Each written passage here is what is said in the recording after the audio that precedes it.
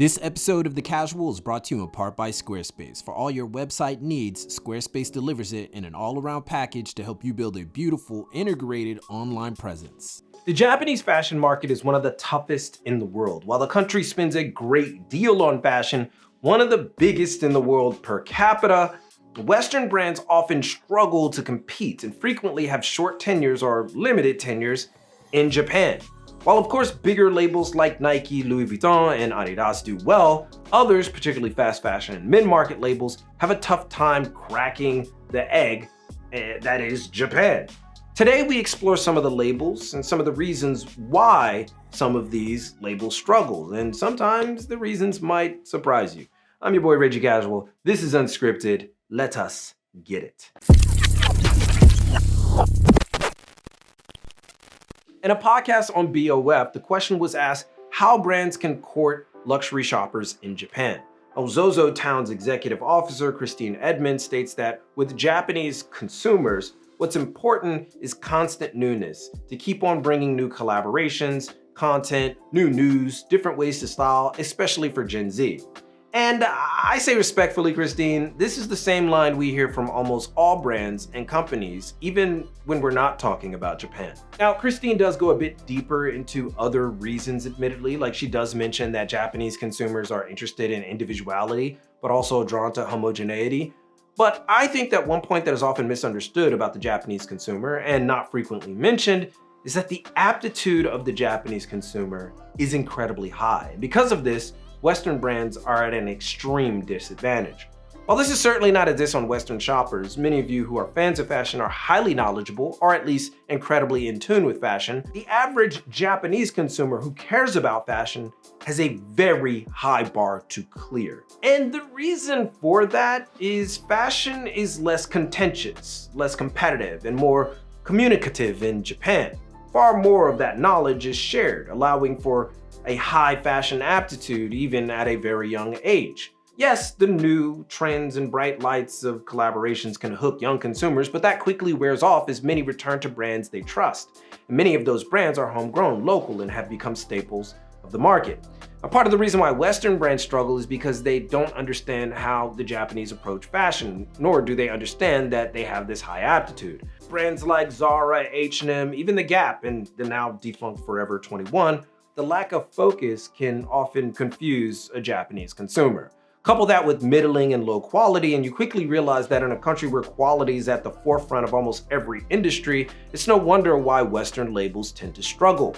Further, Japanese fashion, for all its popularity on social media with depictions of the infamous Harajuku styles and daring outfits, upon entering Japan, you will quickly realize that that's not the majority.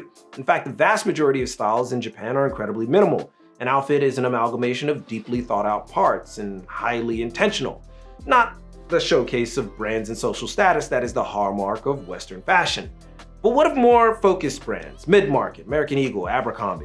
They too have struggled to find their footing in Japan. While even though they are focused, these styles don't appeal to the market and compete, quite frankly, against better local labels or Western labels with a more storied history, which is particularly important to Japanese consumers. Now, the one glimmer of hope are streetwear and luxury labels that have varying levels of success.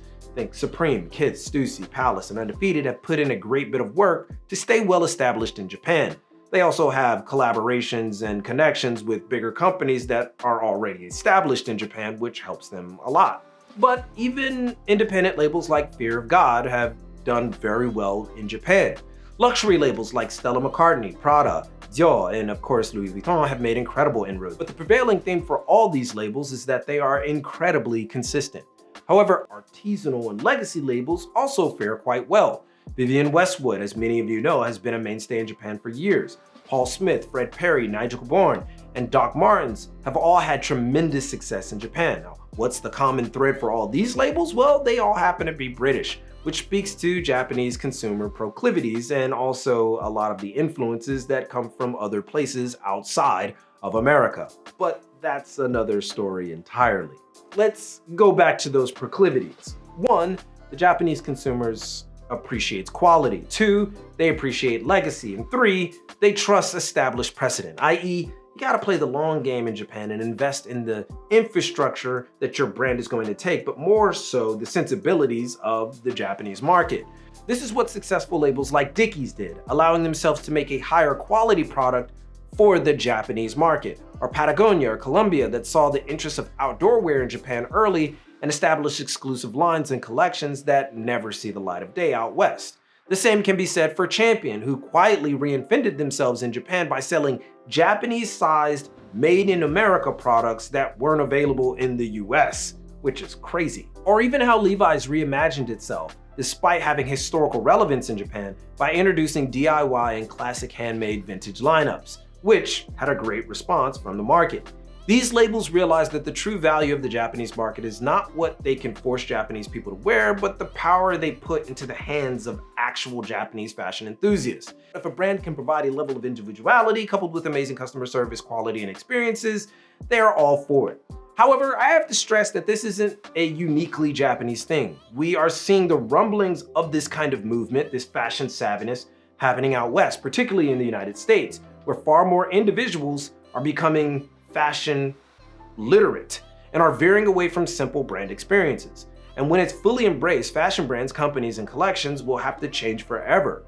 But before we get too ahead of ourselves, a word from our sponsor, Squarespace. A big part of fashion is community, and building a fashion brand or any business requires a strong one. That's why using Squarespace for your new website might be the way to go. Besides being packed with great website templates, built-in SEO and analytics, Squarespace's new members areas make it easy to create, foster, and grow a community of true fans. Give back by giving members exclusive content, discounts, and much more, all while monetizing your business. So use our code squarespace.com/thecasual to save 10% off of your first website and let Squarespace help you build your brand, business, and community. It's likely the reason those who have stood staunchly in the fashion shouldn't change position are totally against this newfound individuality and independence from big companies. Take this comment pulled from the PT Umo page on Instagram. The essence of this industry lies in the possibility of engaging customers to adopt ever-changing style aesthetics, expressed through products. It's impossible to strategize in business when customers cannot be relied upon to actually consume. The whole idea of shows such as PU is bringing together suppliers and retailers so that the fashion cycle can continue. All over the place style is nothing to celebrate. It's not original, it takes no effort, it's not stylistically sustainable. It might be more of a reflection of a world in disarray than an optimistic style perspective. As a fashion entrepreneur, I stand behind the ideals of an industry where competition exists based on beauty, quality, hard work, passion, and a love for style. Real style. Which, in my opinion, is an outdated viewpoint that completely ignores the fact that the job of any brand, company, or entity is to sustain loyalty from a specific customer base so you don't run into issues of consumers not consuming reliably. But this perspective is not rare, it's actually quite common, and the way that Japan in particular has maneuvered it is by celebrating the past and having much slower trend turnover. Western brands' high clip of trends looks confusing to an average Japanese consumer of fashion. Without time to actually involve yourself in a style or new look, how can you truly extract what you want from it? Western brands in Japan surely have to think about the experience that they are providing to Japanese consumers and how they can foster a long-lasting relationship with customers here in Japan. And more importantly, establish lifestyles that the brands stand for. And if they're smart, they should probably start doing the same thing out west. More and more young fashion fans have access, and if brands aren't going to provide them with a path or a reason to be a part of products they provide, those people will go elsewhere. Or even worse, for established brands, the people will start to make the stuff theirself. So in actuality, the Western brands in Japan is just a microcosm of what could possibly be on the horizon out west, and the old people should follow what brands give them and provide is slowly but surely running its course. Because quite honestly, real style resides in the individual. Fashion gets its ideas from the people, not the other way around. Naive fashion brands would do well to remember that. Or perhaps they will be stuck trying to weave the world into something that they want, letting the space move beyond them, angrily shaking their fist as the world continues to progress. But in any case, what do you think? What are some other reasons you think Western brands struggle, not just in Japan, but in general? Let your thoughts be known in the comments. And if you want to know more about how to navigate this world of fashion and the industry, join us on Patreon for our private Discord, extra content, our monthly fashion business webinar, and of course, our brand building series class. But most importantly, keep it locked right here for all of your info on international fashion culture and business. I'm happy saying this. Keep it casual. Yoroshiku onegaishimasu. And I will see you guys in a minute. I don't know why I started laughing at the end, but I guess a little personality doesn't hurt an episode. I'll see you guys in a minute.